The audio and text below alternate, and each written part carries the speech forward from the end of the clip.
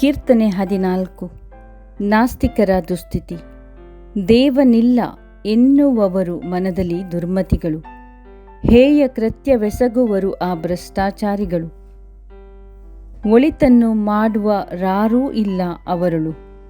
ಮಾನವರನ್ನು ಪ್ರಭು ಸ್ವರ್ಗದಿಂದ ಸಮೀಕ್ಷಿಸುತ್ತಿಹನು, ದೇವರನ್ನು ಅರಸುವ ಸನ್ಮತಿಗಳಾರೆಂದು ವೀಕ್ಷಿಸುತ್ತಿಹನು. ದಾರಿ ತಪ್ಪಿ ಹೋದ ದ್ರೋಹಿಗಳು ಅವರೆಲ್ಲ, ಒಳಿತನ್ನು ಮಾಡುವವನಿಲ್ಲ ಓರ್ವನೂ ಇಲ್ಲ. ದುರ್ಜನರೆನ್ನ ಜನರನ್ನು ಅನ್ನದಂತೆ ನುಂಗುವುದೇಕೆ?